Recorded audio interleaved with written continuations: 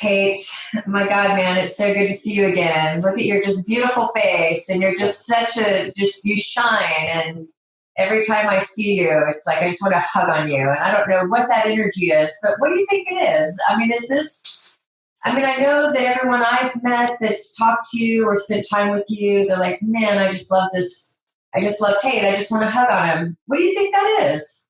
I don't know. I think I feel real flattered, though. I feel honored by that. Like, you think of all the ways that you could land on people, and like to have that be the thing that comes back it is pretty nice. It'd make my mom happy, I don't know. I was thinking about that the other day with a friend of mine, and that we all have these different, maybe psychic purposes of our community in a way. And I think in some ways I didn't know what else to do. And so I would hold the space that I had, right? There's all this stuff that's around me that I couldn't control. And so the space that I had, I was just like intent on, like, I want to own my shadow. I want to feel like the space under my feet belongs to me, and that it's solid ground that I can walk on. And I think doing that, like I tried to give that kind of comfort and solace to people as I grew and kind of grew in my power or whatever, which sounds kind of weird to say, but like I wanted to be able to give that to others, because I knew that I would say it's a weird thing to say, but I would see other people have conversations, and I would see all the halfway conversations, the small talk conversations, and kind of pedantic getting through life kind of stuff. And I have to position to this guy because that guy has his wife has dinner with my wife on the weekends, and then we're like, or whatever the thing is, and people get lost in like how they think that they're supposed to be. And I just kind of always thought, I just want people to show up as they are for me. And what a privilege it would be if people felt comfortable enough, because they didn't feel like I was going to gossip about them, or that I had an axe to grind, or that I was trying to get that I would just hold space for people to allow people to unfold, if you will, or something, and to allow myself to have that space. And really, because I was like fighting for that energy for me. And so it's nice, I try to carry that level of importance, because I think that energy is super important, and it's this ineffable thing that it sounds weird to talk about, but that's a real thing. And I kind of go back to that when I get mired up in all the things that I need to do. Like, I need to get on this show, or I need to talk to that guy, or all the ways I try to push life around can look a little grotesque, and when I let life unfold, it seems to be positionally better for me. And so I just go, okay, well, how do you hold the space while inside you're clamoring for all these things? You just stay calm and pause and hold your space. Hey, and that, so yeah, maybe that's what it is. Maybe that's what translates a little. I don't know. Yeah, well, you just have this soulful, like, you're there, like, full heart, which is really so awesome. And I want to dig into this a little bit, because my listeners, they're not going to know who Tait Fletcher is. And you're a pretty famous dude, and you're a celebrity, and you're in space, and in many across many domains, and especially knowing your background. So for everyone listening, introduce them to Tait Fletcher. It's the funniest thing, because I don't even know. Like, it's like how people know me or whatever. And I went to, have you ever been to a Fit Expo? Mm-mm. A Fit Expo they have in LA a few times. They have them in other cities also. But it's an interesting place. It's like a circus or like a carnival almost. And you are in a convention center floor, and there's every explanation of fitness there that you can imagine, from jazzercise to parkour to jiu-jitsu to CrossFit to bodybuilders. Everybody is there, and they're all selling their stuff, their wares or whatever, putting on presentations, and they all look really different. If you look at a strongman that's there, he looks real different than a fitness competitor or something like that, who's spray painted orange, is in small panties, like the whole thing. And it's like, even different kinds of function, but everybody has different things that they desire for this function. Anyway, I'm walking through this place with my mom, and we're marveling at the whole thing. And a couple little kids are like, "Oh my God, it's Tait Fletcher." And then their mom is like, oh, wow. And she'd seen me on some show, and then somebody else came up. And so there's like 3 different convergences. And I always wonder, I go, hey, how do you guys know me? And like somebody knew me as a fighter. Somebody knew me. The little kid knew me because I was on the show Jessie, which is a Disney show, which little kids loved.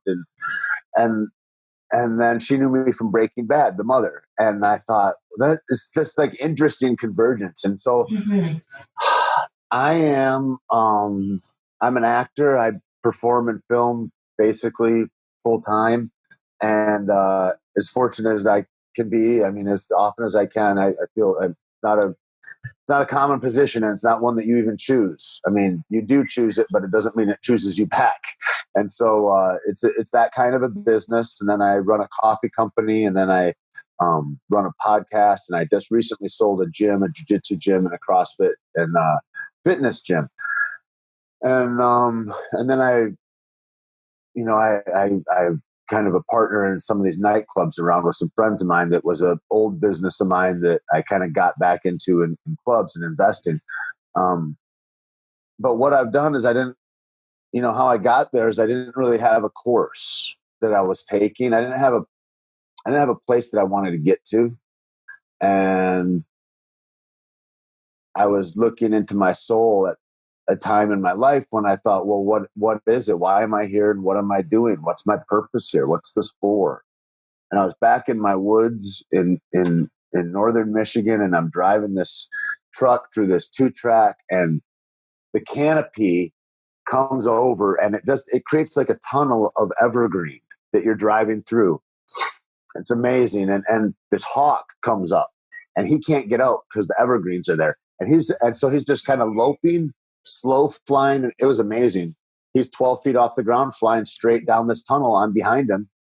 And there's this voice, feeling, God, whatever, comes in and is like, to be joyful, to be exuberant in this life, to be happy. Like that's the only purpose we have, because we don't know anything else, and anything else becomes intolerable. Like we get into this position where we want to have suicide, we want to have drugs, we want to have something else to fill up all this emptiness inside, and this disconnection of like, why am I here plummeted on this planet? And so I started looking towards those things, and then I just started to do things I liked, which I was newly sober at that time too, and I didn't have any idea how to connect with anybody else. Like, if we share a bottle of vodka, we can get to know each other. If we go and we do a robbery somewhere, we do something crazy, that adrenaline, we bond through that. But I didn't know how else to bond with anybody else. So there's all this learning stuff. And then I just started trying stuff. A guy really encouraged me. He says, you're dying anyway, and you wish you were. You're ready to cash your own check. You can try anything. And it really got me on a different course of endeavoring to go, what is sweet in this life that it has to offer? And by and large, I found stick fighting. And so I became. And how old were you? How old were you when you were walking through this tunnel? 22. Okay. 23, right in there. And so I just endeavored to do that, and I stick fighting led to jiu-jitsu, and then jiu-jitsu, the next thing, for me, it was always like, it's like I put myself in these high pressure kind of scenarios, and then go, who are you when you meet this kind of pressure? Like, do you crush or do you grow? And I think it was Nassim Taleb maybe was talking about this idea of fragility and being, what the opposite of fragile is. And then he says a lot of people think the opposite of fragile would be durable. Like a vase is fragile, and if you dump that vase down the stairs, that's a different thing at the bottom of the stairs. But if it lasts, it's durable. But that's not the opposite of fragile. Anti-fragile would be, I've fallen to the bottom of the stairs and I became stronger for the trip, right? And so how to grow myself under stressors. And so instead of hiding from stressors, how to deal with them without it sending me into the red zone in my head so that I can't do anything and I become inactive by all the choices, right? I get paralyzed by my analysis kind of. And And so I just tried to get into action then. And I started doing one foot in front of the other, and I just started small where I was, and then I ended up a professional athlete. And then I go through life like that, and I'm working in a nightclub because the nightclub's the only job that can support my passion that doesn't pay me, which was Brazilian Jiu-jitsu. And so I'm doing this thing that some parts are okay, but it's not the best career. It's not a great career path to be a bouncer.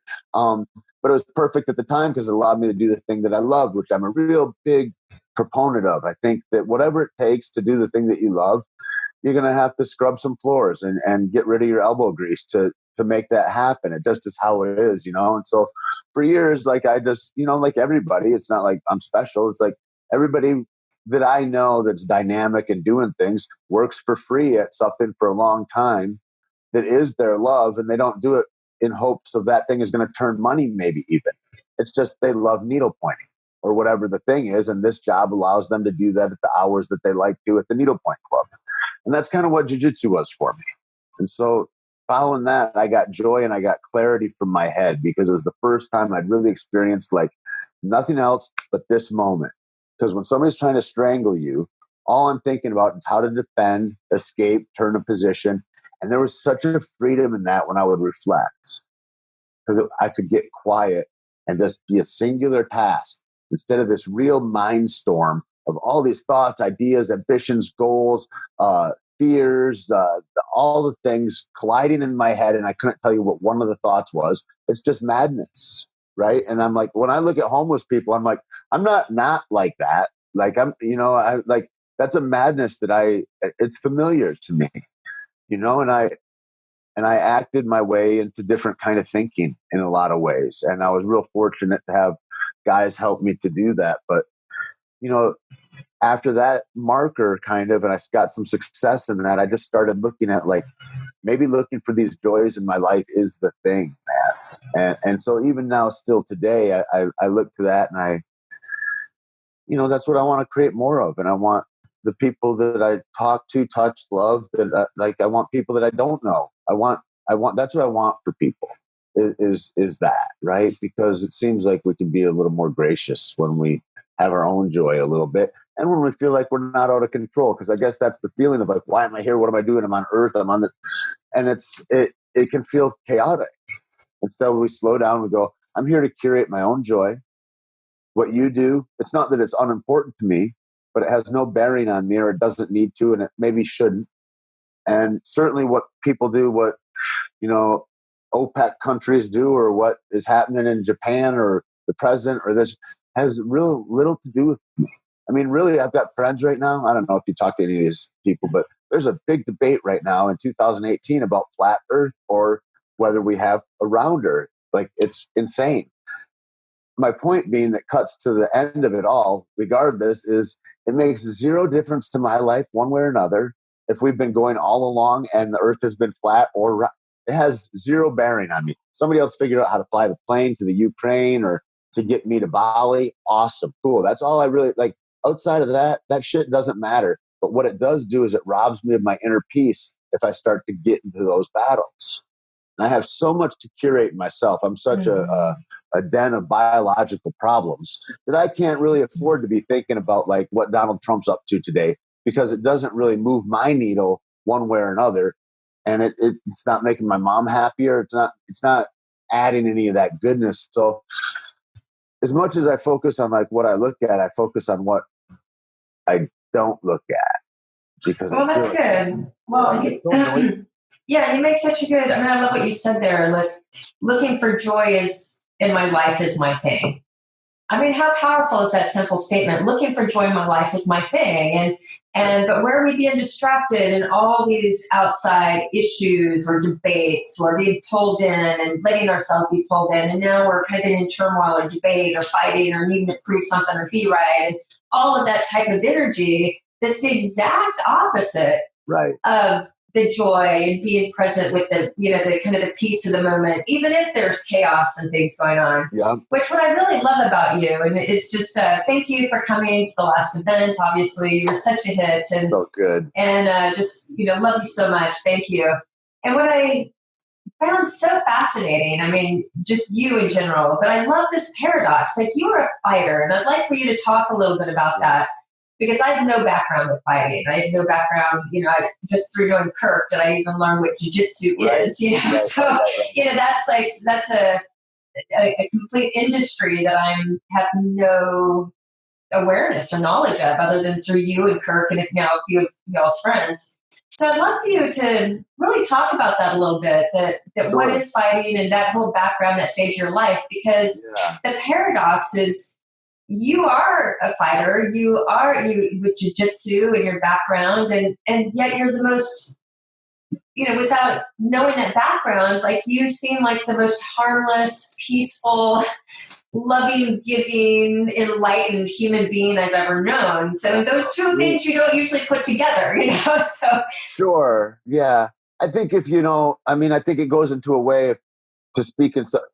First, all those things are thieves, right? All the things, all the clamorings, all the what I ought to do, the echoes in my voice from my people saying, aren't you going to be a lawyer or a truck driver or what? Like, all the different things that are pushing, they can all be thieves if I allow it. And I've already got this inner critic inside me that's not a real big fan of me and that makes horrible decisions for my well-being, which is weird because I house it. It's like an evil parasite that lives inside my neck, And I've got to continually go, what voice is it that I'm listening to? Is it this dark critic? Or is there something else I can listen to? I go, thanks very much for sharing. Let's hear it from a happier voice, And Eckhart Tolle really helped me a lot in just, he was the first one that had discernment between, like, what is the self? And is it the mind that's going, get out of my way when I'm in traffic? Is that who you are? Or is that another voice? And really trying to kind of take the layers off of, like, who I was, even intellectually, mentally, emotionally, and all these things get so wrapped up. And for me in fighting, there was a distillation of all that. It came to the moment. And one of the guys in the Dog Brothers talks about when a stick is flying by your head, you get a different idea of what self it is that you're protecting. Things get very clear and crisp in those moments. And there's a real freedom in that. And I felt that through my body the first time that I had a stick fight that really counted with this guy.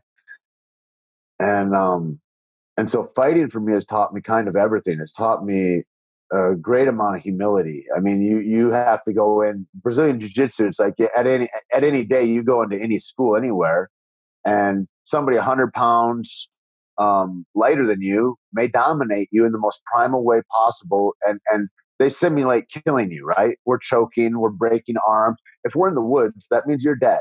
Like, that's what we're. And I go to say, hey, please don't kill me. And really, we're playing a game like that at full speed.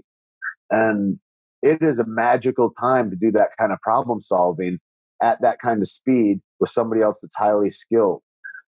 And also, it's a language that I get to speak with that guy that nobody else in the room is understanding. And we're having this different kind of interaction that's real special, man. And so my opponents, I've always revered because they bring this other entity, like a God energy, maybe, if you will, into this experience. If you both are just letting go and flowing in this experience,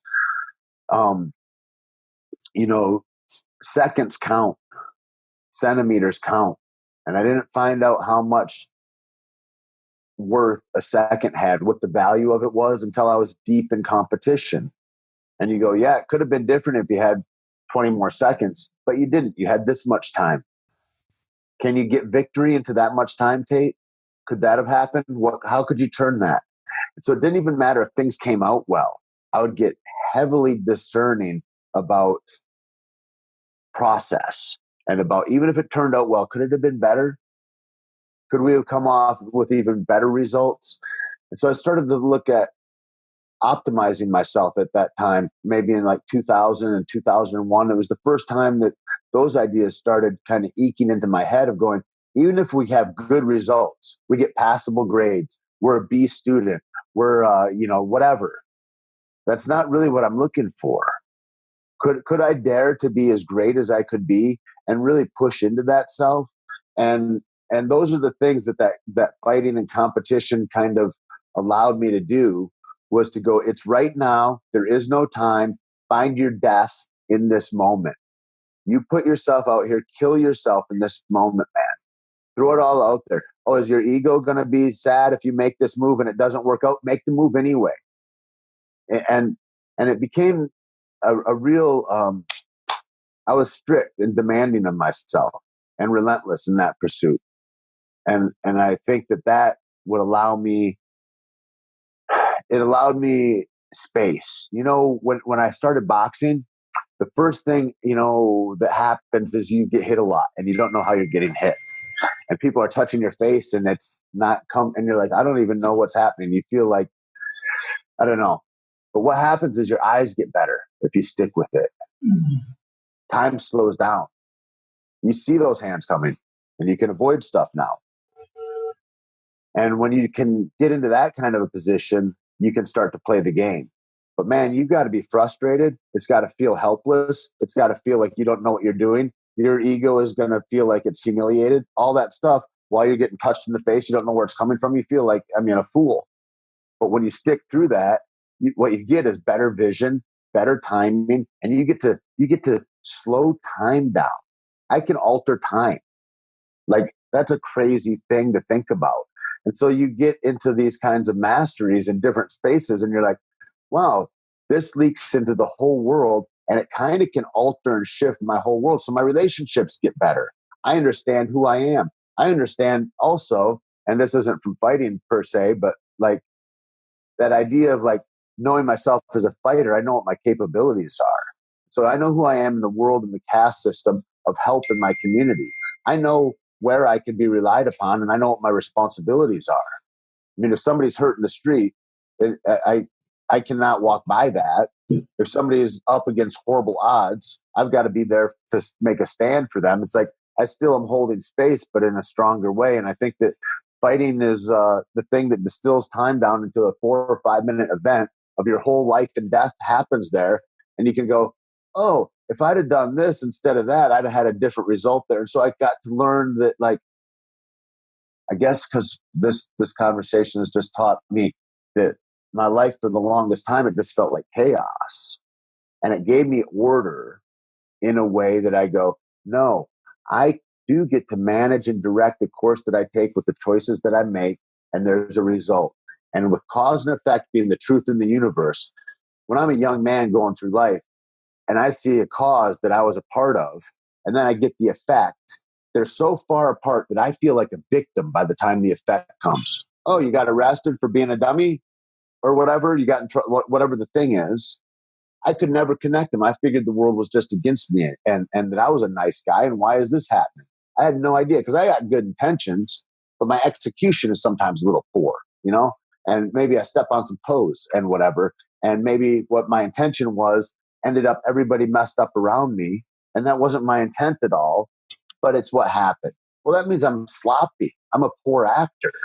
I'm not behaving with much awareness, you know? And so I think that those kinds of things kind of started to guide me in these different ways too. It reminds me a little bit. Valuable.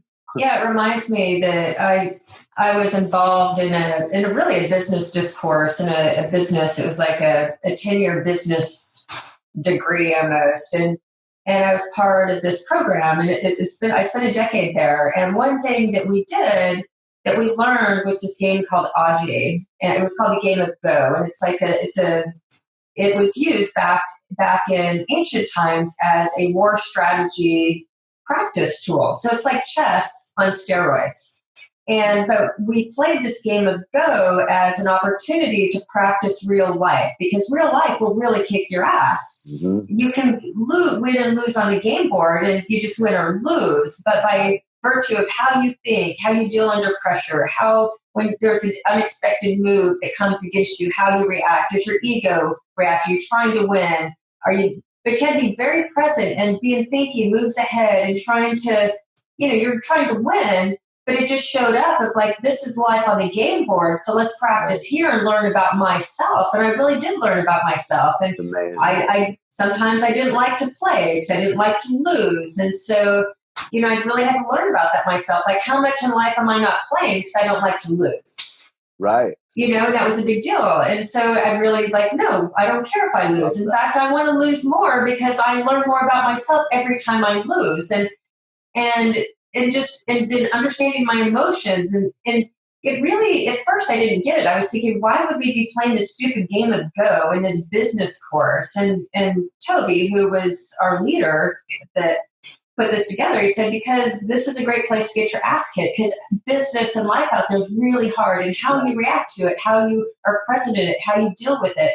When the opponents of life, in a way, take moves you're not expecting, how you, like, can you sit in the presence of this? Can you rethink it? Now, how do we adjust? And it sounds like fighting was a very similar experience, because you have to be there. You can't be thinking of the other 10 million things and make the next move of ghost. If you're not paying attention, if you're out there thinking of all those other things, you're going to lose the move. You're going to miss the facial expression on the other side of the board. And it to me, it's very similar. Just reminds me that just such a great tool to learn not just about life out there, but about me. How,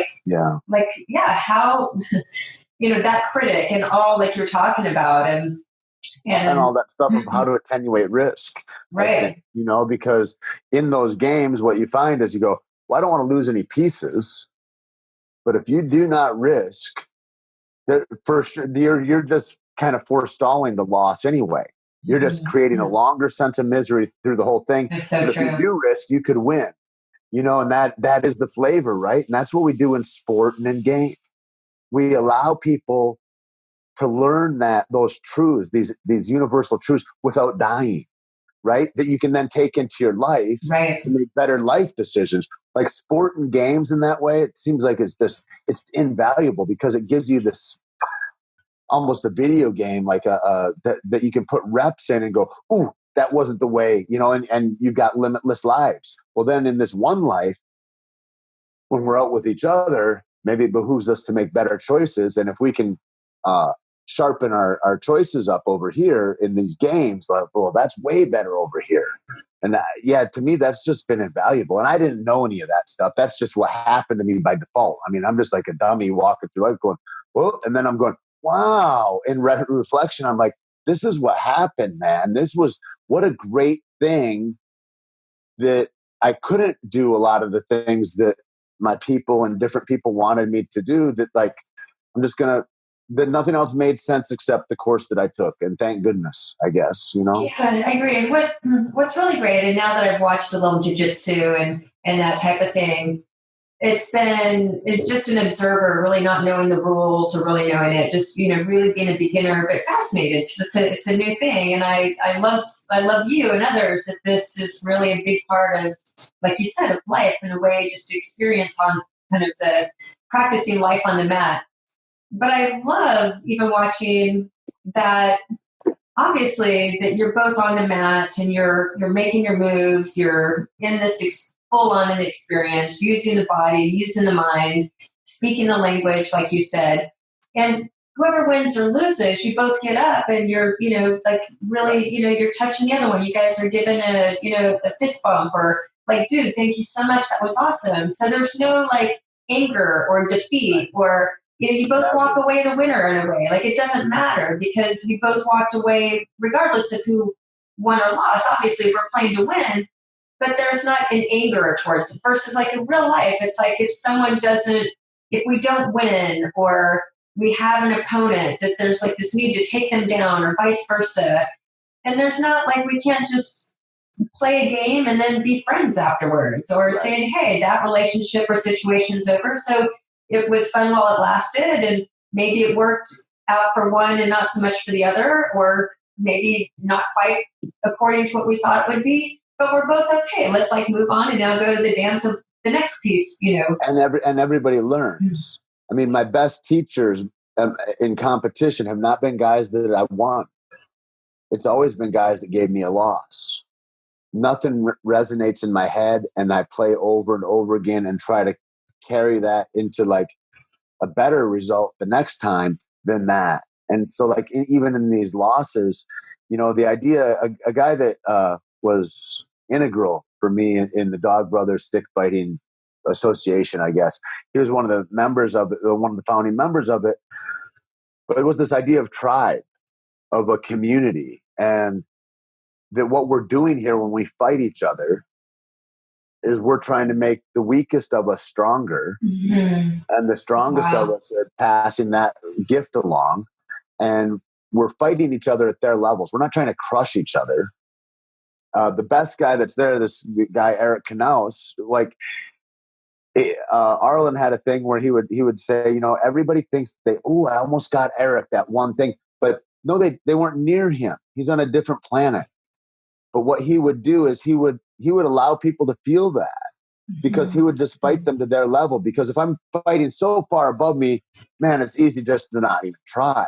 But if I think I'm getting after it and I'm in there and I'm allowed to get a couple of grooves in, well, man, that really makes me grow a lot. And so there's guys that were without ego enough that they allowed guys like me to feel like that so that we could grow. Wow. Not to stunt our growth, but to go, what's the best? My ego being in charge is not as good as Tait growing. So I'm going to go ahead and let him feel whatever so that he can get his best, because he's too young and dumb and full of all that to really understand yet what's happening. But this is the gift that I give him. And these are the guys that have raised me in all different parts of life, you know? And it's been fantastic. And in that idea, this tribal idea, is that I need you to get better, because you're going to have to watch the perimeter for me someday while I sleep also. And that's metaphorically, figuratively, whatever. But like, we're here and we need each other, man. And that becomes the thing. Why fight?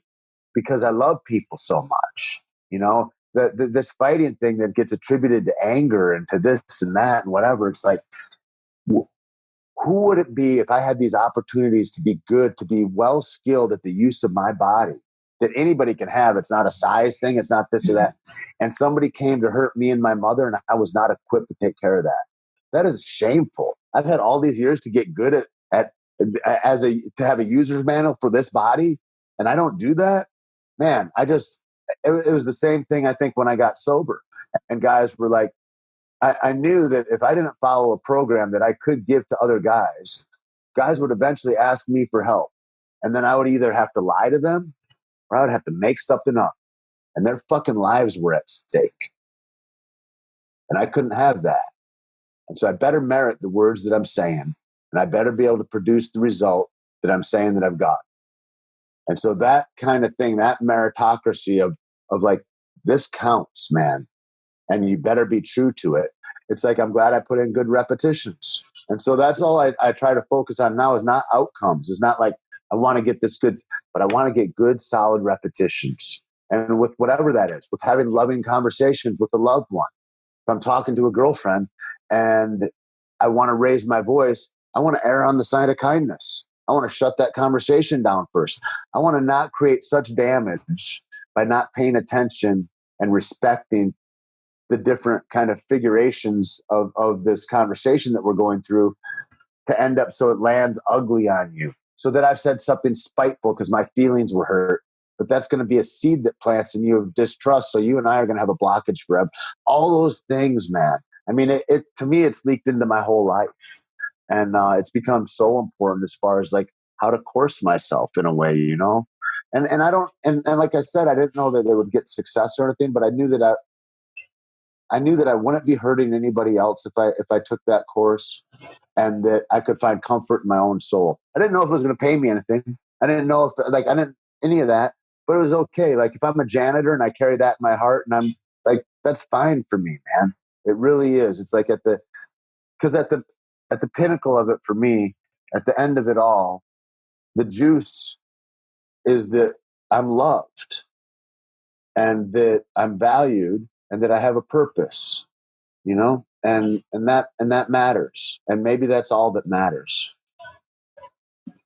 And so your observation, like what I love about this conversation is it's Tait sharing his experience and Tait really just being fully authentic in a way of you in your own journey and your own story and your own examples. And that's what I love about you, because you're your own test case. I mean, you're just in your life and you're growing and figuring it out and moving with the punches, and you take that in and then you're thinking, okay. And so who you are today, I'm guessing, is very different than who you were 12 months ago on this exact same day. Even yesterday, like yesterday morning, I woke up and then I had such events happen that seemed like they were highly consequential to me. There was like high stakes involved. And I was like, and you go through the thing and you go, I'm different than I was. Like I've learned and I've grown, and it's cool to get an awareness where I'm even seeing that and learning how to be better with people, learning how to present myself better, and that's the other thing, is taking full responsibility for me. It's my responsibility how you see me to a lot of degrees. I mean, for sure, it's none of my business how other people see me. Like that's going to lead to misery and suffering for me probably if I get into that too much. But it's also my responsibility to allow people. I mean, otherwise people are just looking at me and going, I'm a little scared of him. I'm intimidated. I don't like, oh, okay, well, maybe he's a good bouncer or maybe he's a convict. I don't know. Like, but until I'm articulate and I interact and I get to express what matters to me, I'm pigeonholed, man. We all are.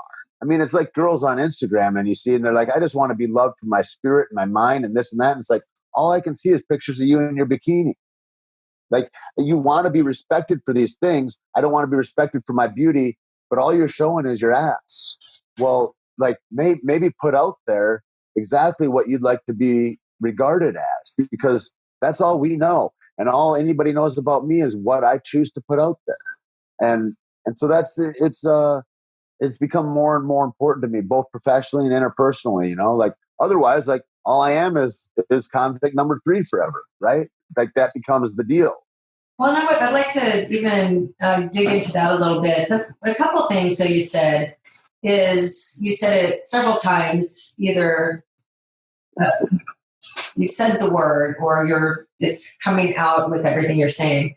But this word awareness, and we talked a little bit at this event, but this, we're just such busy lives and it's chaos and everybody's just in this rat race and trying to position or posture or have this shadow or trying to portray this perfect life on Instagram or however it's manifesting and showing up these days. Right. But when you're observing the world and just, even when you say, I'm just looking for joy, do you see joy? Like, what do you see happening kind of out there in this crazy world that's kind of around us, right? Yeah. That I know I'm observing it and I don't fit, but I can't figure it out. And then I just go kind of back to my very contained bubble of a world because I don't understand what's going on out there.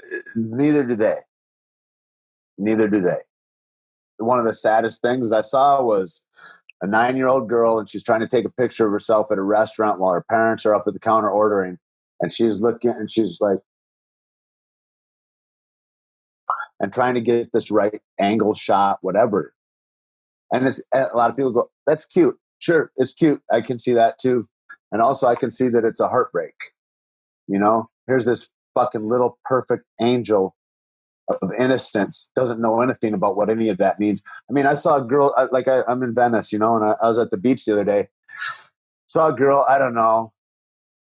There's 3 boys and a girl walked up. She's got a white bikini on and she's 15, a shapely 15. I don't know if she's 15. Maybe she's 20. She looks like all that shit looks, everybody looks like they're 15. Though. I'm like, and somebody said, oh, that she looks real slutty. And I thought, it was a girl that was with me. And I go, I don't know that it's that. I think she sees stuff on Instagram and then is signaled to, this is how I want to be. And then people are going to see her like what you just said. And there's going to be that pressure of a demand on that.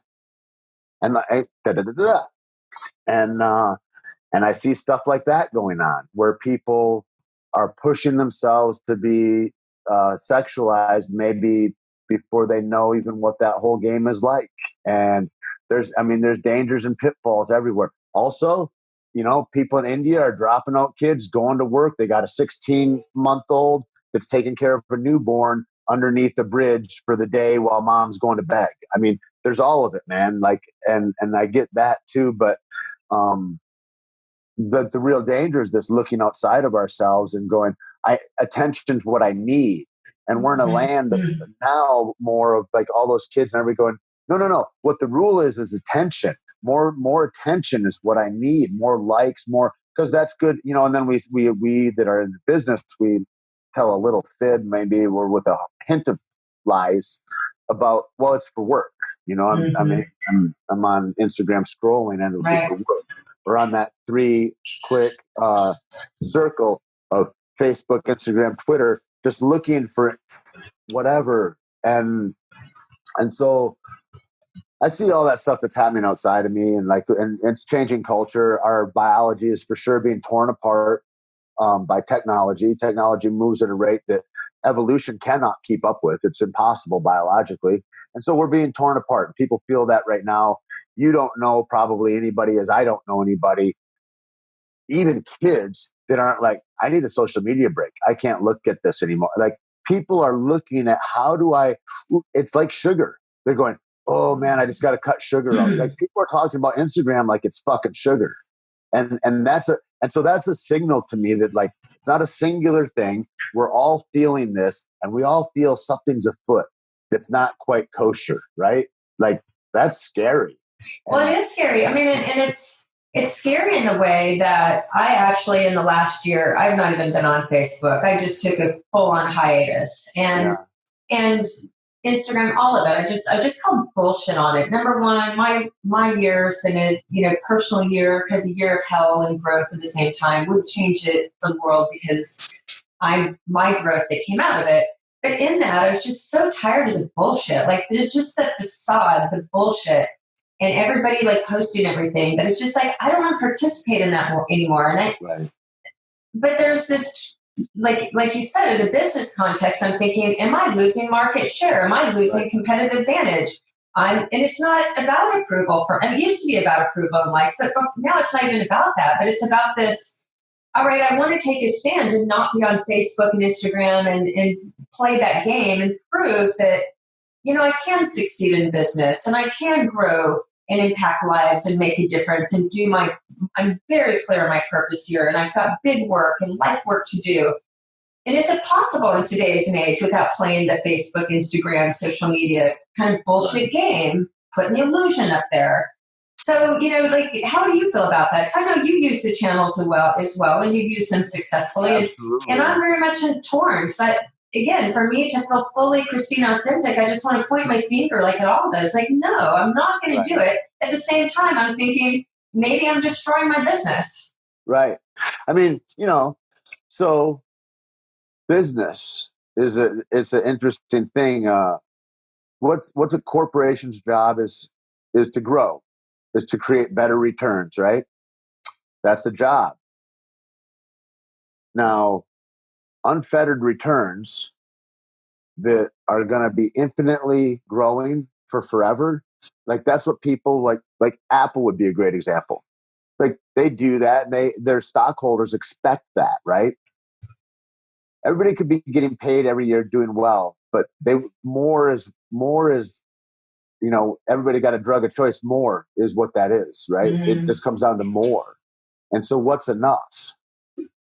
If you're going to the gym, how big is big enough? If you're looking to make money, how much is enough? If you want a girlfriend, how much is like, what's enough? Like, and so these things about, like, that's what I'm going to in a lot of ways right now is going, you've got a great income, you've got savings for retirement. At what point do you get to decide and go, that's off. This is enough. And now I'm going to curate the love I have with Kirk, with my family, with the people that are around me, because that used to be the thing, right? We could get enough money to get a cabin by the lake and to be able to have summers out there and a vacation or something. Like, that's the American dream people are looking for. Well, you have that, but what's enough? That's not enough anymore. And so these kinds of things, I have to look at it because society says more, and it pushes that on us. It's like, we need to aggregate more wealth. We listen to Gary Vee. It's like, oh God, guys get fired up. And then they're like, yeah, let's go sell, or whatever. this kind of bravado craziness is without tempering any of that and going, what's my real purpose? Because if I don't know what shore I'm to land on, any wind will take me there. Like, that's just sloppy though. And so if I want to be intentional, what's my intentional course for this life? And is it just, am I just in this vector of more that there's no happiness there? There's not any happiness. And exactly, I mean, that's even what we're talking about the event, when I was talking about magic and believing in magic, getting back to this exactly, because this whole culture is be more, do more, have more, be more, do more, have more. And it's all a more game, more likes, more attention, more money, more success, more, just like you said. And that same thing, me as being in the money business, that's been a big thing. Like, the first question I ask you, how much money is enough? Right. Because if you don't know how much money is enough, then how can we work backwards from that? Because there isn't enough number. Right. Now, if you get beyond the enough, then that's just kind of play money, or with stuff you can even give away all of it if you wanted to, or grow into that next level of you. But I just love that you said that how much of anything's enough. And at the end of the day, I mean, what I love about your message, and I know like my biggest growth in this last year, what's enough is just love, that I am lovable and that I can love. And as long as I know and I'm lovable and I'm loved and I can love and find the lovable in others, however big or small that group is, that's all the more. I mean, that's really all that enough. And everything else is just really to support that. Everybody's out in this game and juggling and positioning and hurting and dominating and killing and, metaphorically, and hurting and taking others down. And it's just this. And they're just missing it, right? Like, aren't they just missing this relationship, this connection, this type of attention? Like, the attention between us of like, I get your full attention for an hour. I get Tait's attention, his time, his love, his energy. He's sharing that with me. Like, what a fucking gift. Like, that's the good, right? You lose friends for sure when you get an idea of what more is, right? Right. If I'm going to choose to not play that game, people want to, and they're caught in that trap, and they're going to do that. But those friends, they'll all be out to dinner, and you'll see them all like this. See them everywhere. They're all alone. All those people that are really great at the social media, generally, they're all pictures of themselves by themselves. It's the loneliest pages you ever go to. Yeah, the oil looks great and this and that and like, ooh, beautiful. But these are all people that are alone, even on their fucking pictures. And then you go into a group, if you go and you go, I'm not going to play that game. And you have people that interact with each other and can sit around a campfire and love that. And there's no better place to be in life than just like that. And that is fucking, that's life. The other thing is like, this is a simulation of life. Well, this is our attachment to the simulation that we're living within right now, I think. And I think that we lose our biology when we give over to our technology, and that, people that are doing it maybe don't know how to do it either. I mean, we're in a real beta test free-for-all system here right now in the whole world. And we're in a crazy place. I was thinking the other day, I was like, there is an Elon Musk character, some super genius, I don't even know, whatever. And then also, and he lives in America. There's also people in America that are like, man, we're going to go and we're going to mine coal, and my grandfather mined coal and his father before him, and we're coal miners. And there's still people that are pulling dinosaur remains from the earth for fucking fuel. And Elon Musk, they both live in America in the same time frame. This is like 1700s shit. And this is the future. And they all exist together. And that's how separated, just our own humanity in America is. We're in a psychopathic state of schizophrenia, like as a country, let alone as a world and this and that. And so all that stuff about like what they do, I can't fuck with. Yeah, and that's so much the message as well. So in listening to in the more game, if you like you said Gary Vee for an example, it's more, and you should be doing this and hardcore and just turn it out, and and churn more and just be more brutal and work harder and work longer. And so, and it's even that kind of energy. And if I, listen to someone who's an amazing, I mean, even someone like Jocko, for example, that I've just kind of stumbled across sort of that, but it's get up at 4:30 and do more, and you're a warrior if you do this and this. And it's, again, it's just kind of the same message. Like, you're not fucking good enough. You need to be doing more. You need to be getting up earlier. You need to squeeze more in. You need to be more durable. You need to be more resilient. You need to be stronger. And so what's the balance? I mean, because there's some good in that, and there's some truth in that too, right? Like that we do need to step up. We do need to wake up. We do need to become the best version of us and put that out there. But what's the balance to that message? If that's not the be all end all. That's not the game. That's not the purpose. There's some characteristics, and there's some growth and some things that we can take from that, because life is hard and we do have to become resilient. We do have to go out and produce and create and do these things. But that's not the goal. That's kind of just some of the means to something else, right? It can be, yeah. I've never heard one of Jocko's podcasts. I know a little bit, I guess, about what his ethos is, and I know a lot of guys like that. But I think the value of it is, success looks boring, is what I think it looks like. It looks boring. It looks like the same guy that gets up and does the same thing in the morning. His morning routine looks real similar. It's like, everybody's doing the same thing. Jocko, his gimmick is he's up. It's not a gimmick, but it is now. I mean, because now it's on the internet. Before, it was just how he lived. Mm-hmm. Now it becomes this, or whatever. I don't know, whatever. But is get up at 4:30. Get up at 4:30 and get after it. Go and do so. At least start your day that way, and then you're gauged for success. And he gives seminars teaching guys how to do that, I guess. And so I think there's that thing. You pay attention to those couple of details, markers, milestones in the day, if you will. I got 5 tick points that I want to get done every day. If I do those every day, I can go to sleep not feeling like I have a lingering, because I don't want to go to bed like that. And I'm never going to get my to-do list done. I know that. But if I can tick off these 5 things, I can rest easy thinking that I've accomplished my human task today to help my future self tomorrow, right?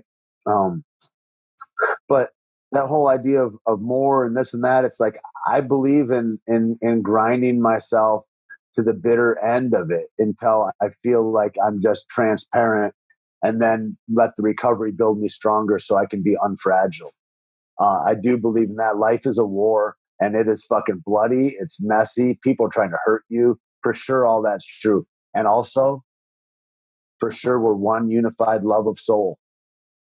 Both those things can be true. We live in these paradoxes of these seemingly oppositional things, and they mesh just like fucking fascia. I mean, they're inseparable. They really are. Those things are both true. And they're both true. And it's so funny you say that. That was one of my big sort of realizations this last year, is that this last year was I've had a lot of difficult years, and we all have, right? I know you have. But this one was it was really interesting, just based on a lot of just who I am and the stage of my life and my growth. And so, of course, wherever we are, we observe life differently. So we have different realizations or awarenesses or new awarenesses. And so what I found out this last year for me, for example, was, going through a pretty rough divorce, and my father being diagnosed with cancer and dying in a very short time frame, and not being prepared for that, and being sued at the same time, and throw in any other number of other things on that. So from a hardship standpoint, and just like hurt and pain and loss and fear and all that, like, it was brutal, right?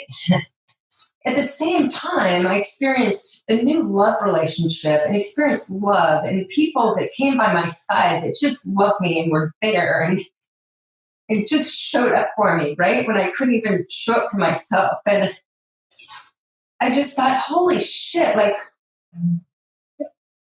we kind of put life is either good or bad, or perfect or falling apart, or, whatever the case is, or it's just this kind of idea that when we get there, this place of fulfillment, or things all work themselves out. And this big realization was like, no, this brutal time of life can completely coexist with this incredible, beautiful space in life of love and friendship and just heart to heart, and just this feeling that was just so big that I got to experience that I'd never experienced before. Like that level of soul love and connection, and new people that entered my life that just melted me.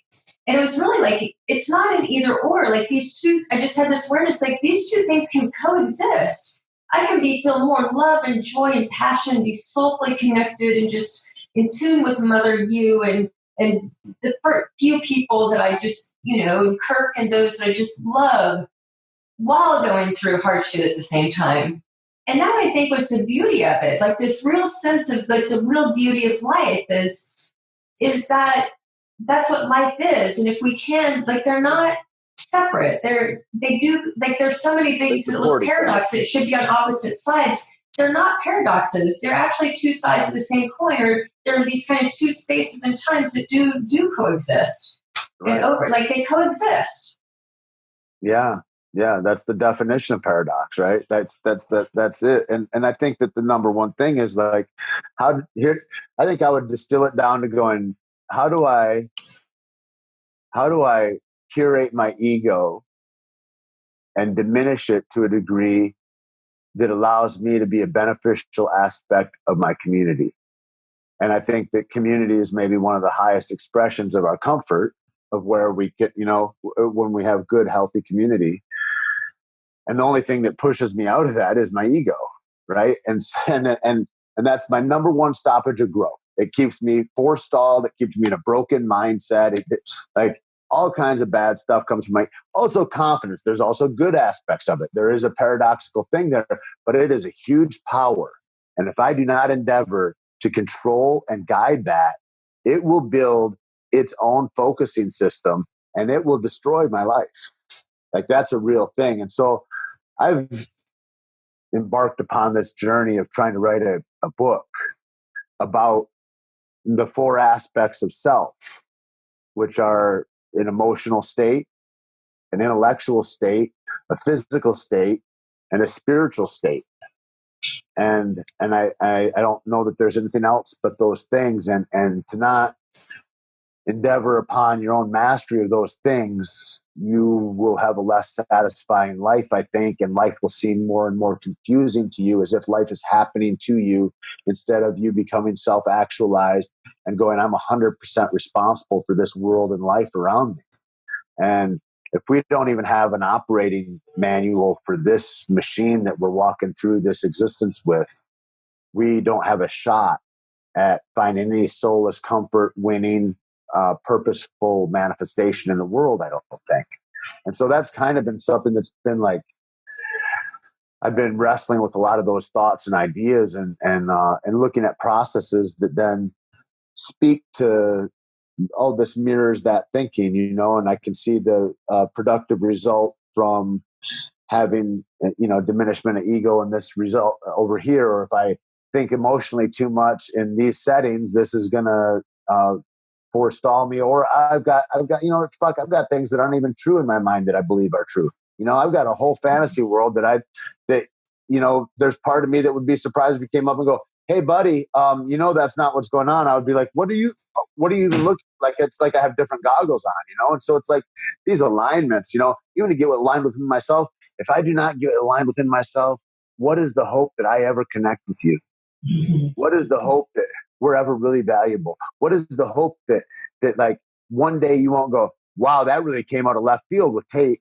It's like, that doesn't happen if we know one another and we allow ourselves to be that for each other, right? And if I come with my own happiness and my own soul fulfillment into whatever relationship it is, well, then I'm not trying to bleed you of yours so that I can live. I'm coming with something to offer, right. And oftentimes I've gotten into relationships going, this is going to support me or nourish me in this way or that way. And that's the only selfish way I would think of it as. And then when you turn that and you go, what am I bringing to whatever it is that I come into? Well, that's not only, I wouldn't say a better way to live, but it's more satisfying to me and it makes more sense to me intellectually. It's so funny you say that. It is pretty simple because I think kind of everything we've been talking about, there's this almost subconscious sense of what do I get out of this? If I'm going here, why am I going here to take away from, as opposed to if I go here, what do I have to offer? And who am I going to be? And just it's coming and to the same. To find out. And we're going to find out. Yeah. They don't do stuff because they're like, I don't know where that goes. It's like, well, isn't that fascinating to find out? That's the same thing Columbus thought, or who, like Magellan. It's like, these are the same things. Yeah, man. Yeah. Go into those uncharted parts of your soul. That might be interesting. Like those become the big guiders then of going, yeah, why do it? I can't think of a good reason. Well, that's because you're thinking with this crazy societal construct that's going more. What if you go with the thing of mystery? Mm-hmm. That's why I don't have I've got an idea of God, but I don't have a traditional religious view in a lot of ways, because to me, man, something so great and remarkable that can get all the capillaries and the fingernails and this, and it's all kind of made of the same stuff and energized with electricity. Holy Christ. And then there's this part of your soul that is ineffable we don't even know about. And so we have all these mysteries. I don't even know what's on the floor of the ocean. And we think that we know about the internal soul of the universe and how we're connected. Man, to me, I just go, that's a mystery, dude. There's something, but that's a mystery. My job is how to get in the vibration of that thing. Because I want to be more like that God, that universal God of all our souls. Mm-hmm. That's what I'm after. And so when you say the word ego, what do you mean by that? Well, I think it's this part of ourselves it might be a first warning system, maybe, to keep us safe, right? It's because it's all about self. It's all about me and the whole world. I mean, that's why you've got friends probably that are, like, it's not about you, Sharon. Come on. Like, they didn't mean it like that. The guy's just having a bad day. Like, everything for some people becomes about them, right? As opposed to, I'm seeing different people in snapshots of their life, and they're not generally a raving prick. He just happened to be that way in traffic right now in this very moment. I have been that too. We are all the same. How about we give a little generosity and graciousness to our fellows, like those kinds of things. And the ego is the thing that keeps me from that, because the ego tells me, no, that dude needs to pay. He needs to learn a lesson. I'm the teacher. My feelings were infringed upon. I'm trying to get to goddamn Safeway. This guy is not taking it right quickly enough. That's a real problem. It's like all that self-absorbed. So these are like examples, I guess, of ego. But I think it's a different aspect than that internal critic too. That's a different thing. That's a different sickness that I have inside me that I have to curate too. This thing of things aren't good enough, and you're not going to make it, and you're not good enough, and fuck, you're ugly, and why do you even think you should get out of bed, man? Don't even go outside today. Like, there's all those voices, and that's a little different. That's maybe the little brother of the ego, I think. But this ego can be an overlord, and if you have to win all the time, if you have to be right all the time, these are signs that your ego might be out of control. If your emotional state is always all over the place, if you have trouble making and keeping good long friends, if you can't keep out of the mind state, you can't sit still for 2 minutes and just thinking nothing, your ego might be a little out of control. And it's just like this self-growing entity in me that my job is to diminish it all the time, and it never goes away. Mm-hmm. And it's a lifelong job of me to push up against something to make myself better, is what I think. Or, you let it, you see it with other people, and it overrides them and takes them over, and they, can't consider that anything is true except that they've been a victim of this life. I mean, even with our president, you see it, right? He's a victim of fake news, of all these things. And it's like, I just had a friend that pissed hot and going in the CrossFit games. And the big thing was that it was not her fault. That was the only message she wanted to get out. And it's like, you have a substance in your body. You tested positive. You're not eligible to go play. That's it. Now you can appeal that and say, hey, next year there's these extenuating circuits. Yeah, let's hear about all that. But right now, you're dirty. That means no. And that's it. And any look except to wear that and go, man, I put myself in a position to be tainted by chemicals, and I fucked up, and I sure don't want to put myself in a position against other athletes that are clean. And so maybe I'll appeal this, and hopefully next year I'll be able to be back at the games. But that wasn't the thing. The thing was, I'm not responsible. Well, fuck, to me, that's all ego. To me, it's like you're looking at it wrong. You're trying to save face. You can't save your face and save your ass at the same time. You know, you're trying to save your face while you're sinking. And that's the wrong move. And our ego tells us the wrong move a lot of the time when we're mired in situations. And we see examples of it everywhere. Absolutely. So the next event that's coming up October 5th and 6th, so hopefully it's on your calendar. So, and then you'll be back, and I would love for you to even talk more about this. Maybe we'll delve into ego a little bit.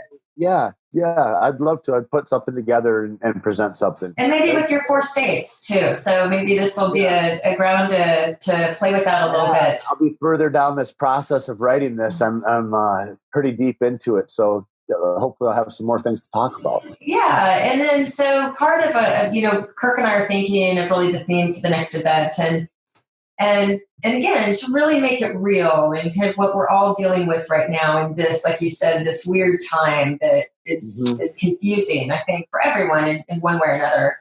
And so we're trying to think, is it like overcoming adversity, or is it ego? Like, what is it? And so we're trying to find a theme. So maybe we'll talk offline. Maybe you can help us determine that. Brainstorm a little too. Yeah, that would be great. Just a really powerful theme of the 3 days.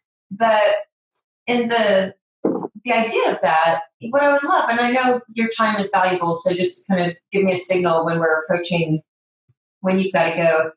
But part of that is, okay, you're so awesome.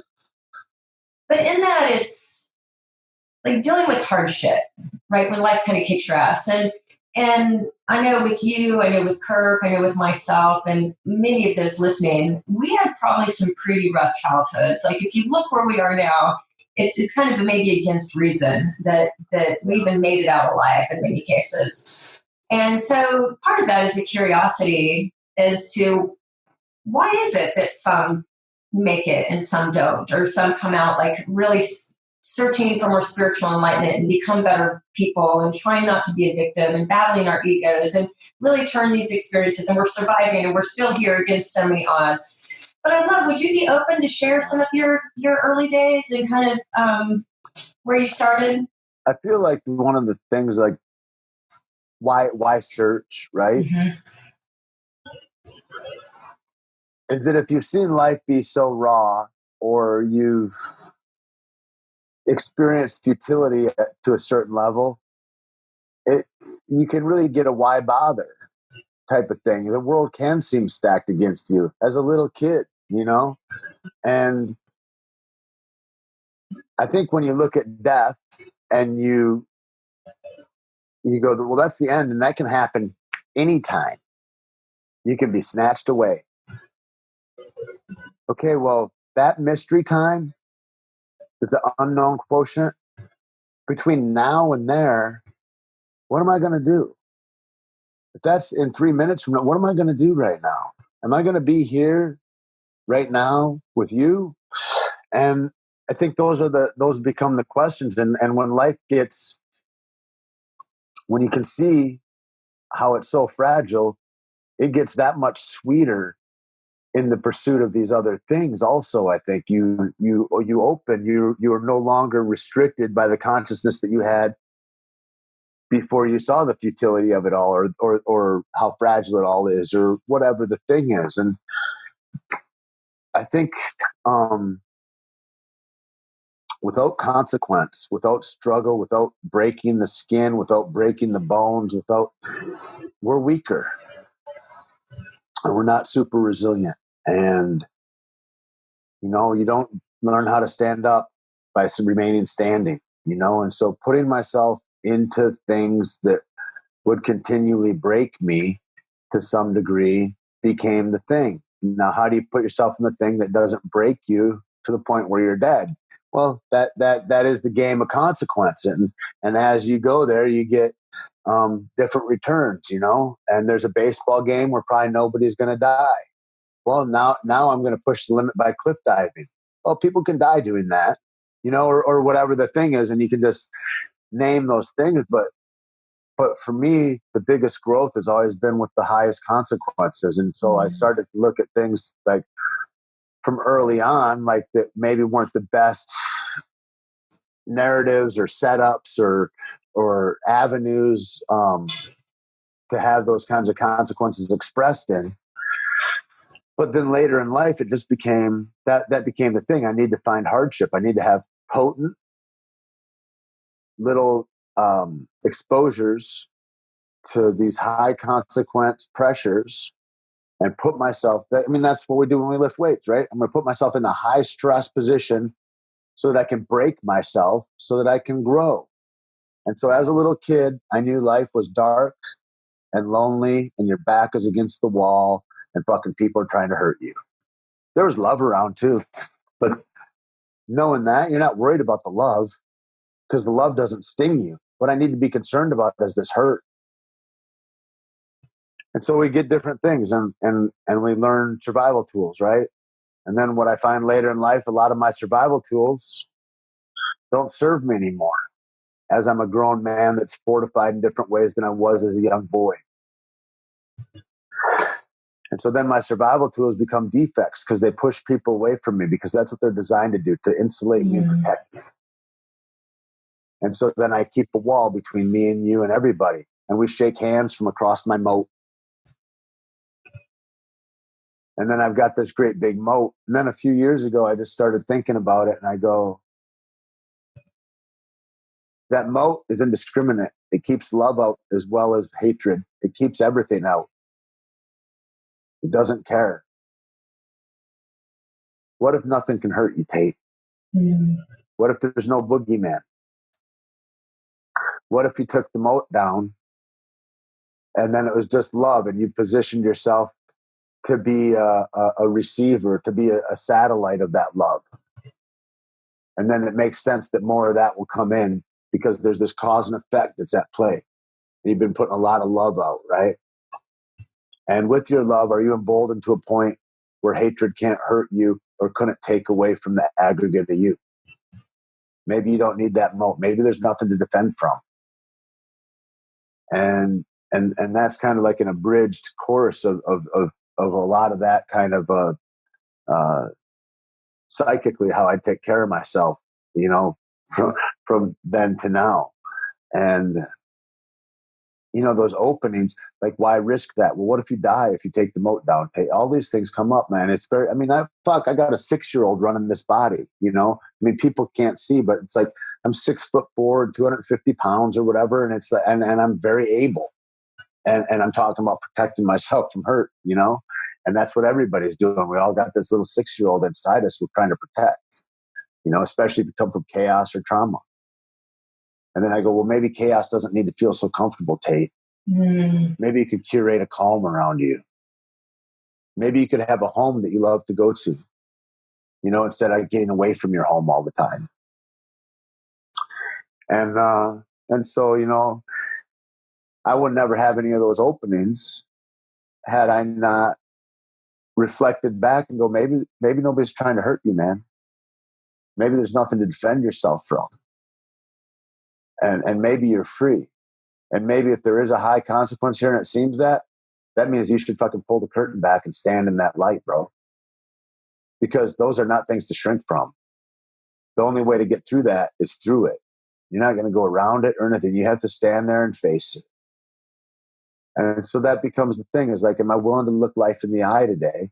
Am I willing to do that with everybody that comes in contact with me, and not with a face of like, I'm ready to fight you at any minute, but with the face of an inception of a love that I'm allowing the interaction to, and that's a different way. That's a different way to walk down the street. It is. It's interesting, even the timeliness of this conversation. And just thank you so much. And I love you so much. It's so nice to be here. Well, and as you know, I came to our call very emotional because right before we got on the call, part of the reason why we didn't get on in time is that my ex-spouse just completely, because he could shut down all my business domains, my email. I can't get email. I can't get on my website. My business essentially is completely shut down right now. All my employees don't have email. They're all slacking me and trying. And I emailed Tara, and I couldn't, and then it bounced back, and I was like, yeah. So and that's what I woke up to, and I'm just so many emotions. Like, I'm hurt. Like, why does he need to like still do this retaliation at this point? And it shut my business down. I can't make money. And it's not even about me. I can recover, but I have people I have single moms trying to feed their families based on me and my personal life now is affecting their ability to feed their children. That's really it's real life stuff, you know. And so, and I just get angry. I'm like, what the hell? And what to, you know? And again, I just really love this conversation. So it's just taking it back. Like, you know what? I'll deal with it. It's his stuff, and there's a way around this, and we'll handle it. And I just need to get to this place of getting out of just this anger, just wanting to go like, oh, you. And it's like, no, he's got his own shit. So let me just get back to center. Let me just touch base. Let me just talk to Tait and get back to this place, and we'll work it out. You know what? We'll work it out. And it's going to work out just so much more smoothly and easily if I can just let go of all that and just get back to the space, right? Just show up and we've got this, right? Yeah, totally. So anyway, well, thank you. A couple just final questions. And you said the word, like, you're an actor. Right. And I have this big circle around this when I wrote this down. And so that's part of, you know, what you do for a living is you're an actor. Like, you're playing a role, you're playing a part. Yep. And you do that really well. And you probably get compensated really well for that on you know, the different TV shows and movies you're in. But is there a metaphor for that? Because when you're in that role and you're showing up and there's kind of a script, right? Do you see that same thing? Like, is everybody kind of acting? Meaning, you know, Tait, there's you, Tait, and you and I are here sitting here conversation. And then there's the role you're playing where it's even a different name. You're no longer Tait Fletcher. You're whatever name that is on that program at that time. And you're fully in that persona. Right. Do you see this happening? Like, how do you now let go of that persona and get back to Tait? When I kind of see like everybody's acting these personas that as though that's really them. And it's like, I don't think that's the real Tait Fletcher, you know? Right. Yeah, it's weird too to see how people see me on the internet because people are like, dude, I thought you were on our side, bro. You know, Obama didn't do cool things. Or then the other side will be like, dude, you know, I thought you were like, and it's like nobody knows where I stand politically or this or that. It's like, no, I'm for justice and humanity, and I'd like to have some measured resolve. I don't think that we should be bullies. Like, I have certain things that I go over, but like to ascribe to any ideology, I'm not playing that role. I see these guys that are really good. Like, I look at a Tom Cruise, and he's got a franchise of being Tom Cruise too. So he can't even go outside without being Tom Cruise. Mm-hmm. That doesn't seem free in a way. And it seems like, I wonder if there's a point, and it's my question, that he became not Tom anymore and he just became Tom Cruise and this guy dies. Because it's so big and there's billions of dollars at stake now or whatever. For me, it's not like that. But everybody is acting. The supermarket clerk goes to their job. Well, they don't behave there the way they are online or the way they are outside of there. They have their corporate, that everybody's very, very careful everywhere in life where they work, generally, unless you're self-employed. And if you're self-employed, and especially in a small town, well, shit, you're under a bunch of haters who've got focus on you, and they're watching your every move, right? And I look at that and I think of the camera. I was doing some work yesterday. The camera is a truth teller. The camera, you can't lie to. The camera knows if you're being fake. I mean, you can look back at videotapes of podcasts or whatever, and you can see people go, that guy's not really connected, or that guy's not really, or whatever. It's like, it tells you a story. And so then the job of the actor, become authentic to this truth teller lens. Be authentic with words that we've given you that don't exist or whatever. They're not authentic, and make it that way. And so you're making a story or a lie or a whatever become true. And in that, there's a psychological twist that happens for the person that is presenting that, because you have to fall and diffuse yourself into this character so that you're that. because the only way that you're going to express that authentically is to be that. So you've got to become like a shapeshifter almost, which is weird. I don't know. I'm excited to see where it goes. And, for me, it's like a lot of it, I'm an action guy, and that's like, I do a lot of stunt acting. And so it's, I'm machine gunning the bank, and then I get killed by the cops outside or something like that. And which is like fun. It's so fantastical that it becomes like to be like really like I practice and I do a lot of comedy and drama roles and it's a different thing, man. And I was in this practicum and I got like a wicked, legit depressed working on this play, the Sam Shepard play that is fucking horrifically dark. And like to get absorbed in that, I'm like, I'd have dark things like all my relationships are going to fall apart. This is horrible. It's like full of this violence and this chaos. And so there's that thing about tempering yourself, about how malleable are you to become what you need to be at whatever moment. And then I thought, man, it's scary to think that there's that many people that are in the world that are just not even real, that you wouldn't even know. Most people that are faking it, you can tell. But people that are really good, like good comics, things like that, those people do a magic trick on a whole room and they change people's ideas in a room. It's crazy. And so that's are they the realist or the fakest? Right. There's an idea of maniacal kind of aspects to it in a way. It becomes an altered dimension in a way, which it just goes back to the same thing of like, I don't know what to believe in except for hugs. Find your joy and find your hugs, and then play in the sandbox on this life university that we're in, as Peter would say. Yeah, and Earth school, right? Yeah, and it's seeing that, like, when you're out of character, you're back to Tait. But if we go back to Instagram and Facebook, it's as though everybody's acting. Like in your Tom Cruise example, like, who are you really? Right. This face on this Instagram, on this perfect life and the perfect edited photo, and this person, this persona we portray that we want everybody to feel we are, so that we are loved to get more liked, and then we become more of that. Yeah. And then is this where people are lost because they're actors in their own life versus being the real them? Then how can you be really lovable if you're not really you that's getting the likes? It's the persona that's getting the likes. My the thing actor. is I can't fix them, and I can barely fix me. If I'm focused on them, there's zero chance of me fixing me. The ego tells me I'm not broken, so I can focus on all of them. They are irrelevant to me. Because if I look to them, I will rob my own serenity. I'm a thief of my own joy at that point. I am the fish I got to catch. I can't worry about if somebody else is chasing likes or this or that.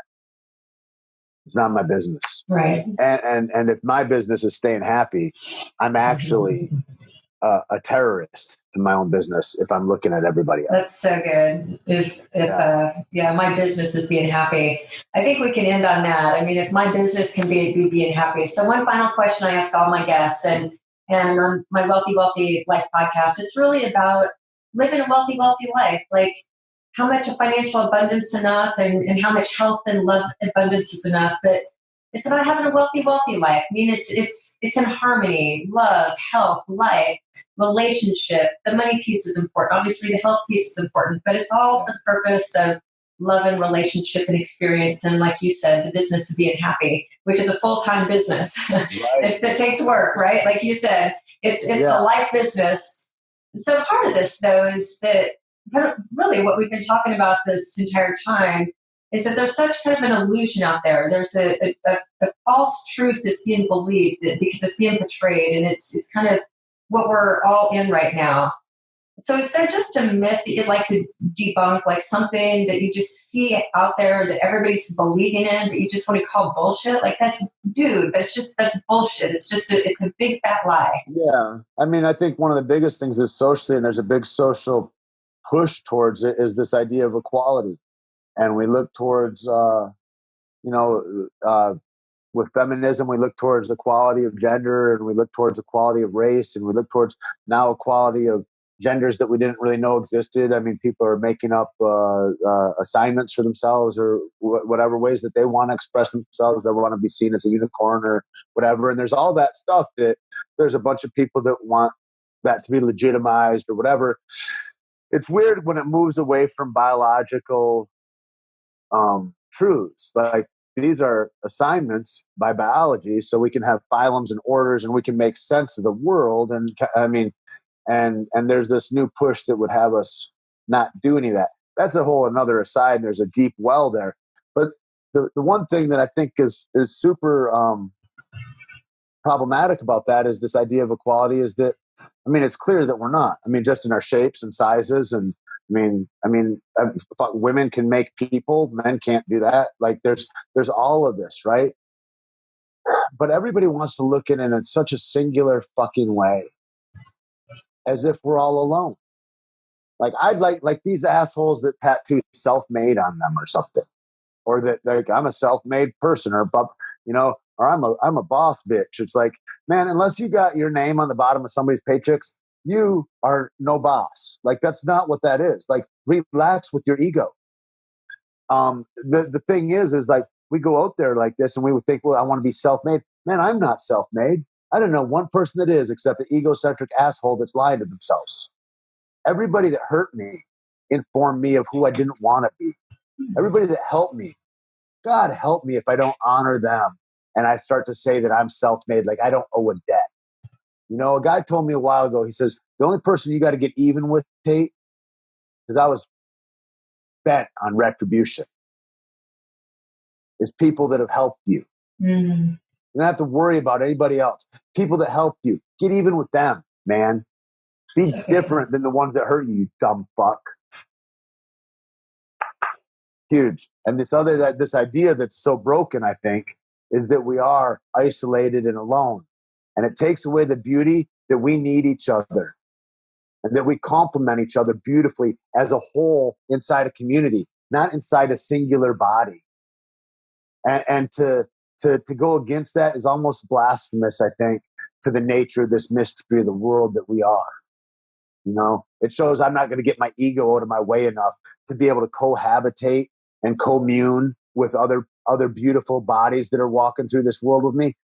Fuck out of here. That's some silly shit, you know?